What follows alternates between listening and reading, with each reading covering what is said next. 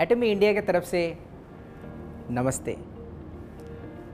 आज भी मैं इधर हूँ आप लोगों के साथ एक बहुत ही इम्पोर्टेंट चीज़ शेयर करने के लिए। एटमी का बुनियादी सिद्धांत आज मैं बताने वाला हूँ। किसी भी कंपनी का बुनियादी सिद्धांत बहुत ही इम्पोर्टेंट होता है। बुनियादी सिद्धांत यानी कि फाउंडिंग प्रिंसिपल बहुत ही इम्पोर्टेंट होता है किसी भी कंपनी का ग्रोथ के लिए। बुनियादी सिद्धांत जो होता है ह्यूमन का डीएनए की तरह होता है। इसी के ऊपर डिपेंड करता है ये कंपनी कितना दूर जाएगा। ये अगर स्ट्रांग होता है तो ही कंपनी बढ़ सकता है। इस कॉम्प्लिकेटेड दुनिया में आपने ये वर्ड सुना है क्या? VUCA, VUCA। V stands for volatility, अस्थिरता। U uncertainty, अनिश्चितता। C complexity, जटिल। A ambiguity, अस्पष्टता।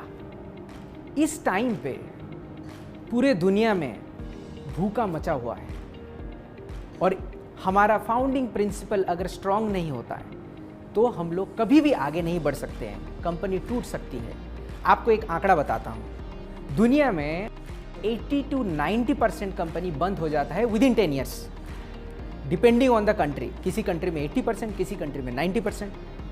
10 साल में कंपनी बंद होने का चांसेस 90% होता है। इसका वन ऑफ द रीज़न होता है कि फाउंडिंग प्रिंसिपल सही तरीके से बनाया नहीं गया है। एटमी का फाउंडिंग प्रिंसिपल 3 बिग पिलर के ऊपर खड़ा हुआ है। पहला सबसे बड़ा पिलर है बीइंग, कंटिन्यूटी, चलते रहना, खत्म ना होना। सेकंड पिलर है स्पीड, गति। थर्ड पिलर जो है बैलेंस, संतुलन। आज मैं आपको बीइंग, कंटिन्यूटी, चलते रहना के बारे में बोलूंगा। नेक्स्ट एपिसोड में मैं आपको स्पीड एंड उसके बाद में मैं आपको बैलेंस के बारे में बताऊंगा।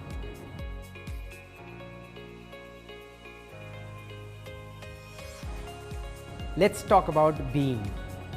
बीइंग के बारे में बोलते हैं। क्यों कॉन्टिन्यूटी हमारे लिए इंपॉर्टेंट है? क्यों चलते रहना इंपॉर्टेंट है? कंपनी एक बार स्टॉप हो जाए तो हम सभी इफेक्टेड होते हैं। हमारे एम्प्लॉइज इफेक्टेड होते हैं, हमारे मेंबर्स इफेक्टेड होते हैं, हमारे सप्लायर्स इफेक्टेड होते हैं, इवन हमारे ऊपर जो डिपेंडेंट है, मतलब एम्प्लॉई के ऊपर जो डिपेंडेंट फैमिली है वो भी इफेक्टेड होते हैं। सो इतने सारे इफेक्टेड होने के वजह से हम लोगों को कंपनी किसी भी हालत में बंद नहीं करना है।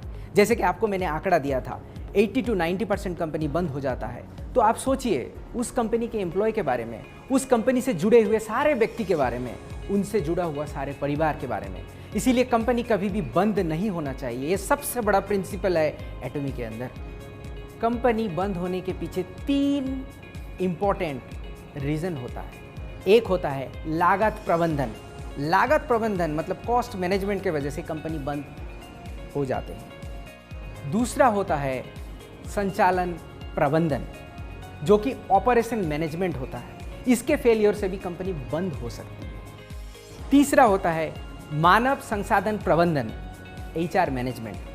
ये भी सही तरीके से नहीं होने से कोई भी कंपनी बंद हो सकता है। इन 3 कारण के ऊपर एटमी ने बहुत सोचा है और इसका व्यवस्था ऐसे करके किया कि फ्यूचर में कभी प्रॉब्लम ना आए। लागत प्रबंधन यानी कि कॉस्ट मैनेजमेंट। कॉस्ट मैनेजमेंट में कंपनी का अगर जरा सा भी गलती होती है, ये कंपनी के लिए बहुत भारी पड़ती है। कंपनी को क्लोज बहुत जल्दी करना पड़ जाता है। एटमी के अंदर कॉस्ट मैनेजमेंट का प्रभाव ना आए, इसीलिए हम लोग रेजर थिन कॉस्ट लेके चलते हैं। रेजर थिन कॉस्ट क्या है? अगर हम लोग इतना बड़ा प्रोडक्ट कॉस्ट होता है उसमें से हमारा प्रोडक्शन कॉस्ट इतना ही होता है। क्यों? क्योंकि आपको अगर हम लोगों को अच्छा प्रोडक्ट देना है तो उसमें रॉ मटेरियल अच्छी तरीके से देना है। अब अगर हमारा प्रोडक्शन कॉस्ट ज़्यादा बढ़ गया तो आपको हम लोग कैसे प्राइस में दे सकते हैं? एब्सोल्यूट क्वालिटी, एब्सोल्यूट प्राइस हमारा कहाँ पे रहेगा?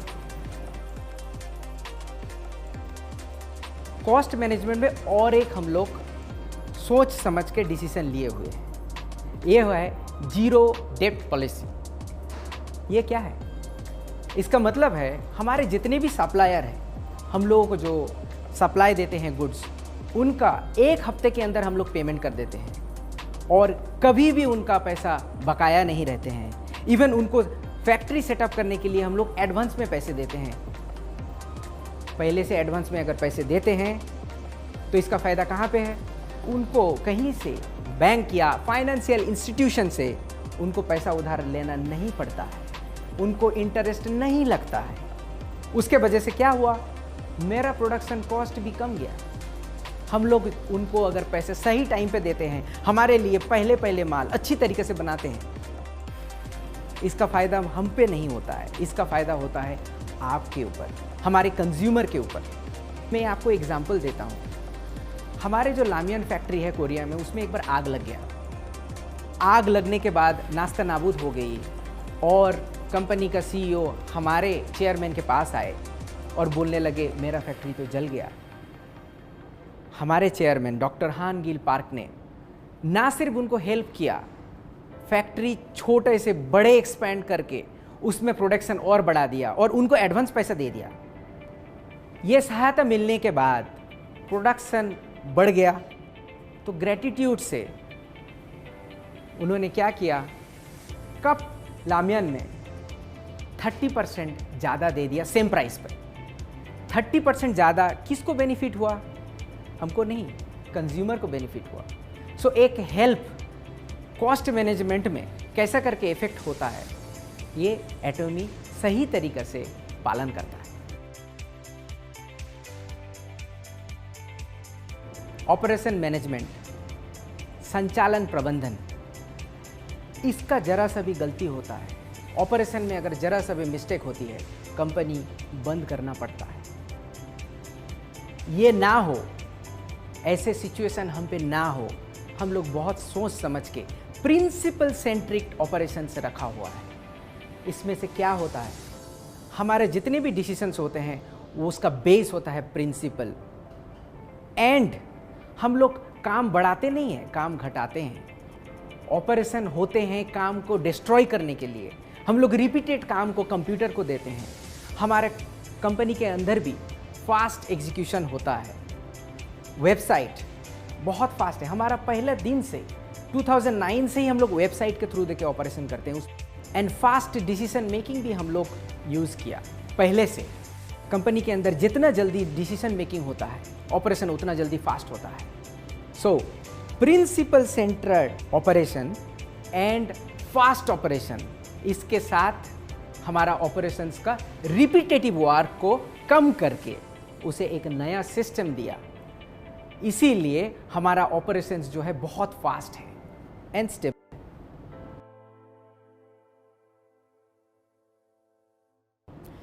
मानव संसाधन प्रबंधन यानी कि HR मैनेजमेंट।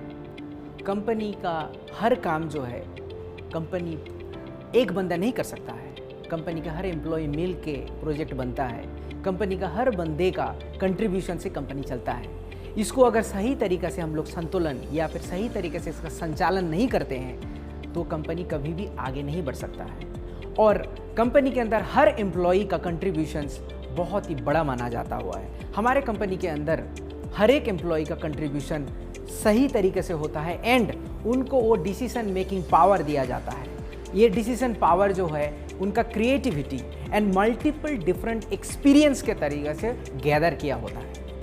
आपको एक एग्जांपल देता हूँ। मुझे एक कैमरा खरीदना है। अगर मैंने बांध दिया नहीं तुम इतने पैसे में ही खरीदो, तो वो बेस्ट कैमरा खरीद नहीं पाएगा। उसके लिए वो उसका फ्री विल रहता है कि नहीं मुझे ये कैमरा अपने कंपनी के लिए चाहिए। वो डिसीजन खुद लेता है और वो डिसीजन हम लोग फॉलो करते हैं। सिर्फ ये नहीं, हमारे एम्प्लॉई जो हमारे कंपनी में है वो एक प्रोजेक्ट नहीं करते हैं, मल्टीपल प्रोजेक्ट में उनको इन्वॉल्व किया जाता है। कोई न्यू कमर हमारे कंपनी में जब आते हैं, उनको हम लोग बड़ा काम दे देते हैं, जैसे कि उनका एक्सपीरियंस बढ़े। इस वजह से हमारा कंपनी का क्या फ़ायदा होता है, उनका डिसीजन पावर बढ़ता है। फाइनली कंपनी का ग्रोथ एम्प्लॉय के ऊपर ही डिपेंड करता है।